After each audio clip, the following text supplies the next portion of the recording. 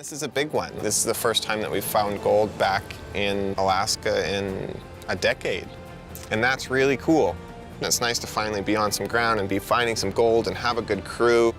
A lot's gone into this, and it's really cool to see it working out. And that's hopefully a sign of what's to come. Minutes ago, Mitch Blaska and his team found what might be the biggest gold mine ever, right in the Yukon. Working for Parker Schnabel, they've already dug up 52,000 ounces of gold, and they're not done yet. The clock on the season's definitely ticking. We're like 700 ounces behind where we were at this time last year. They're trying to mine 90 acres in one season, and they're racing against time. With 30 acres still left and the end of the season coming fast, every second counts. What will they find next? Let's examine whether Mitch will make history with this huge gold find. The final frontier of Alaska's gold fields. The team had made a lot of progress, mining 60 out of the 90 acres they set out to cover. This hard work brought them about 52,000 ounces of gold, a clear sign of their dedication. But there were still 30 acres left, and time was running out as the season was nearing its end. This situation brought up new challenges and raised important questions about the future of gold mining.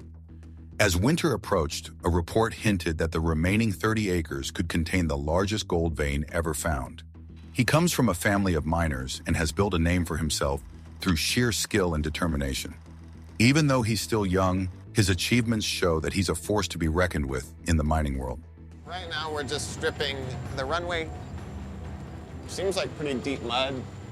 You know, I think there's probably a good 20 feet of mud in here. He was born on July 22nd, 1994, which means he's only 29 years old. His mining journey started early, working at his family's mine in Alaska. Standing at 6 feet tall, his presence is just as impressive in person as it is on TV. Instead of using his college fund for school, he chose to put it into starting his mining operations. This bold choice shows his dedication and strong drive. His journey is a true example of what following your passion can lead to: extraordinary success in the gold mining business. He wanted to take control of his own future, so he decided to use his college savings to start his mining business. His mom wasn't too happy about him skipping college, but everything changed when he met Tony Beets and moved to the Yukon. Right now, tailing is piling up very fast, so I'm trying my best to go as fast as possible, not hit anything, especially not the trommel. That decision became a turning point in his life, letting him use his skills and knowledge to build a career in mining. Taking charge of his operations turned out to be the right move. He quickly made back what he had invested and started earning a lot of money. As time went on, he grew from a young miner into one of the most successful in the field, gaining not just wealth, but also a big following.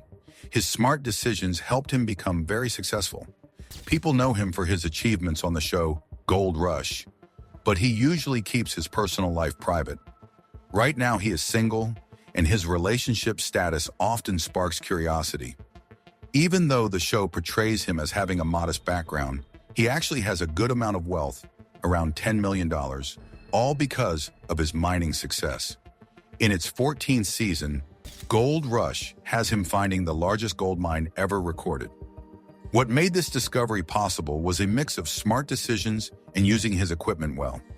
His mining site was buzzing with excitement as his team worked hard to uncover the gold-rich land.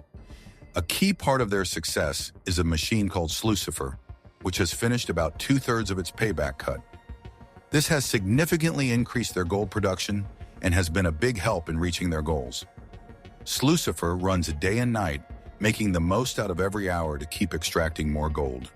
The team faces their biggest challenge yet at the runway cut, the relentless battle of Big Red. Another big machine, called Big Red, was working on a huge 24-acre area called the runway cut, one of their biggest challenges yet. Mitch Blaska mentioned how tough it was because they had to handle double the normal amount of material split into wet and dry sections, making the process even more complicated. Just when they thought they were on track, a new issue came up. The grizzly bars, which filter out large rocks, started malfunctioning, adding even more problems to their already challenging work. But that wasn't the worst part. There were more obstacles ahead that made their mission even tougher. Liam noticed something wasn't right, so he quickly called Mitch over, saying they needed to act fast. Mitch understood the urgency right away and stopped everything to check out the issue. He knew that any delay could slow down their work. While inspecting, Mitch saw that the grizzly bars were bent and out of place. The equipment had taken a beating over the past 5 months. Realizing they needed to fix this quickly, he called Ty, a co-worker who was great with machines, to help. Together, they looked closer and found more problems. The frame holding the bars was bent badly, and a hinge was loose from the hopper. They knew they needed to fix these issues before things got worse. After a full inspection, they saw just how damaged everything was. If they didn't act fast, it could stop their mining completely. Mitch and Ty understood that they had to either fix or replace these parts quickly to keep the work going. But that wasn't the worst part. They had to shut down their big machine, Big Red, which made everyone nervous. Mitch and Ty came up with a quick plan to bend the frame back, put the hinge back on, and weld a support plate. But it was tough to work with such heavy, damaged metal. I don't know what's going on. My excavator kind of stopped working and tailing are piling up. I don't really know what to do. Maybe someone have a look. After 6 long hours, Mitch finally finished the repairs. The whole team was relieved when Big Red started up again, and they hoped the fix would last until the end of the year. They also knew they needed a more permanent solution later to prevent this from happening again. To avoid more problems, they decided to slow down the feeder speed to reduce the strain on the equipment and control the flow better. They also started sending some of the material to another machine, Slucifer, running both at full speed. This smart move spread out the workload, lowering the risk of breakdowns. It seemed like a good fix, but deep down, they wondered if it would be enough to hit their big goals for the season. But the challenges weren't over yet. Despite the pressure, the team kept pushing to make the most of the remaining time. Mitch reminded everyone how tough and demanding their work was, but said it was important to keep processing the material right. It was hard work and wore everyone out, but if they didn't keep at it, they would miss out on valuable gold. Their determination was tested again when Parker Schnabel called a meeting to talk about recent issues. They reviewed a scary moment when a rock truck nearly went into the water. It was a reminder of just how unpredictable this kind of work could be. But even with these setbacks, Parker's team in Yukon had already mined 60 acres and found over 5,000 ounces of gold, a sign of their hard work and commitment. After some repairs, they're ready to see if their luck holds up. A mining team's race against time. The season wasn't over, and they were excited to see how much more gold Big Red could add. Even though the repairs made it run a bit slower, their first test after fixing it brought in 278 ounces of gold. That lifted everyone's spirits and got them closer to their season goal.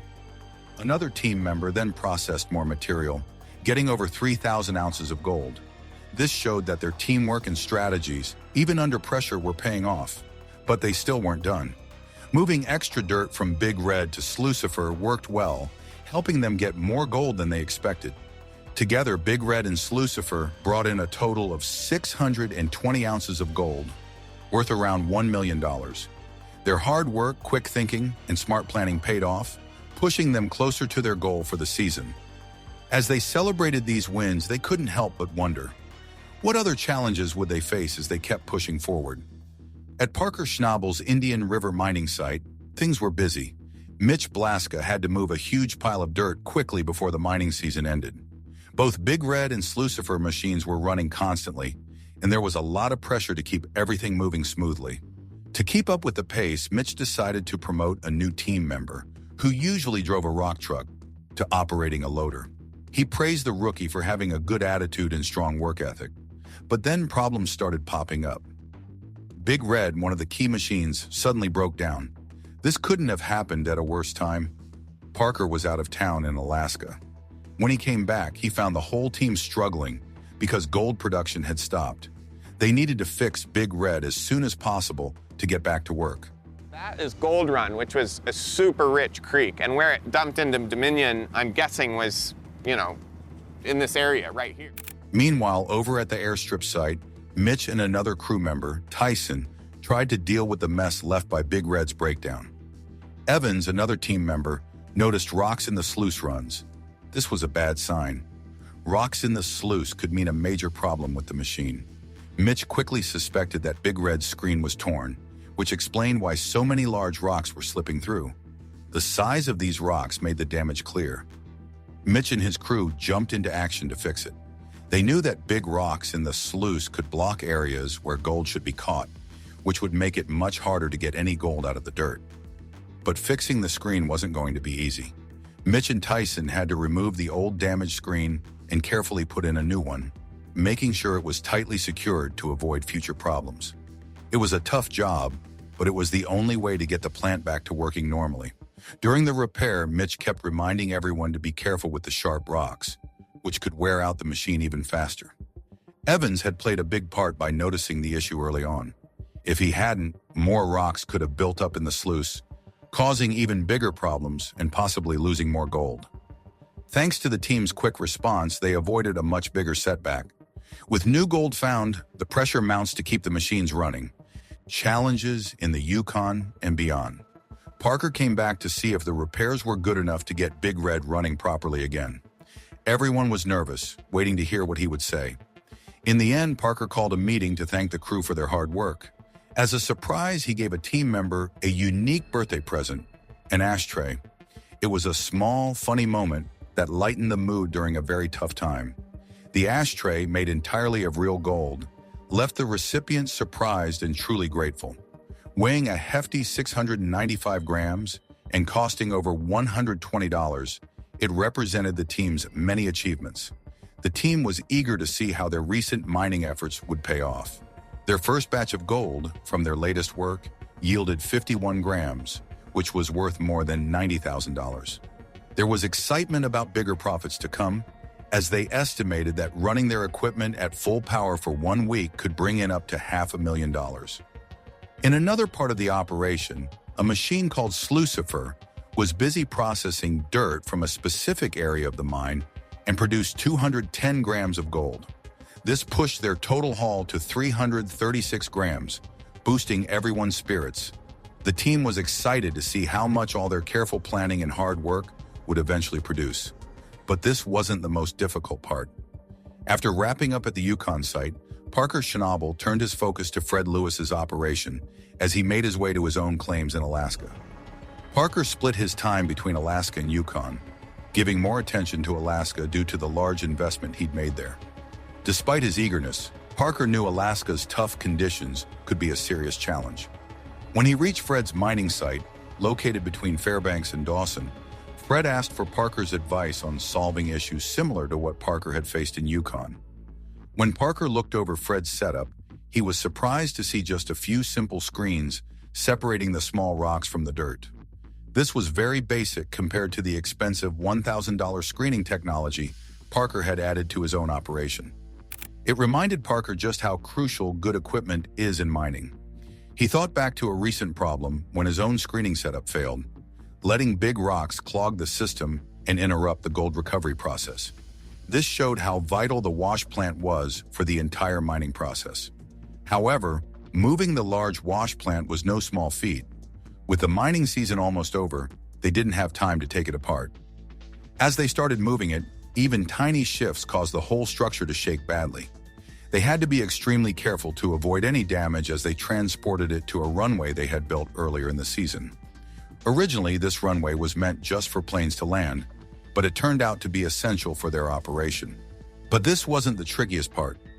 As they moved the giant plant across the runway, Tyson had to make sure there were no planes coming in, a difficult task without good communication with the pilots. Just then, a plane flew overhead, heading for Eureka, adding more stress to an already tense situation.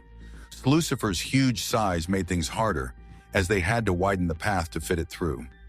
Mitch and Tyson finally reached the Panama site, wrapping up another tough but successful transport in their mining adventure. They're moving to a new site, ready for the toughest job of the season, a Panama Canal Challenge. At the canal, the toughest job of the season was waiting, lifting the large wash plant onto its new spot. Mitch moved forward carefully, knowing how heavy the plant was and how it could strain their machines. The equipment groaned under the weight, showing just how challenging this task would be. The last steps involved placing the plant exactly on the platform and turning it to the right position. This marked the end of their biggest moves for the year, bringing a mix of relief and excitement to the team. All the hard work and preparation paid off as the wash plant was finally in place. The team couldn't wait to connect the 12-ton super stacker, feed the dirt into the plant, and get things running. Everyone was excited, and Mitch talked about how special it would be to see the first scoop of dirt from the Panama Canal go through the plant. The team felt proud and ready to process the dirt at the new site, hoping for a profitable mining season. So far, the season had gone well for Parker and his crew. As they reviewed their progress, they realized they had collected almost 6,000 ounces of gold, which was a bit less than last year's big total of 8,300 ounces. Even so, Parker remained positive about what was ahead. But there was a surprising moment. Parker Schnabel shared a funny story, smiling as he remembered a tense but humorous situation. He told about a time when a plane almost landed on their main wash plant, Slucifer, while they were moving it across a runway. The crew laughed when Parker joked about who should have the right of way in a moment like that. The laughter showed how unexpected and sometimes strange their work could be. It was a good break from their tough daily grind. The team's spirits lifted even more when they started getting good amounts of gold from 3 different sites, including Slucifer's first run at the Panama Canal. They collected 300 ounces from Big Red at the runway cut, worth over $500,000. Another section produced 199 ounces, adding up to about $190,000. And finally, Slucifer's first few days at the new Panama Canal site gave them 159 ounces, valued at over $200,000. This early success made them feel hopeful for the rest of the season, but not everything went smoothly. The next day, Mitch talked about the need to be on site all the time to fix any problems quickly and keep things going. He suggested working through the night to finish the last part of the job. He and Ty took on the challenge, running Big Red through the cold night. Chris tried to prevent the sluices from freezing by covering them with tarps and adding a couple of heaters. By 1 o'clock in the morning, they were almost done, even though the temperature had dropped to 14 degrees. Then they hit a snag. A crew member found a blockage in their feeder, probably from the cold, but they fixed it quickly and kept moving forward. But this wasn't the end of their challenges. On the final day, Parker and his team gathered to review the results. Parker was hoping they could pull in over 8,000 ounces in the last week, which would beat last year's record. They first got 388 ounces from one spot and 248 ounces from the Panama Canal, worth more than $400,000. Their weekly total was nearly 650 ounces, which lifted their spirits as the season was coming to a close. But was this enough to beat last year's record? Leave your thoughts in the comments, and if you enjoyed this discussion, don't forget to like, subscribe, and hit the bell for more updates.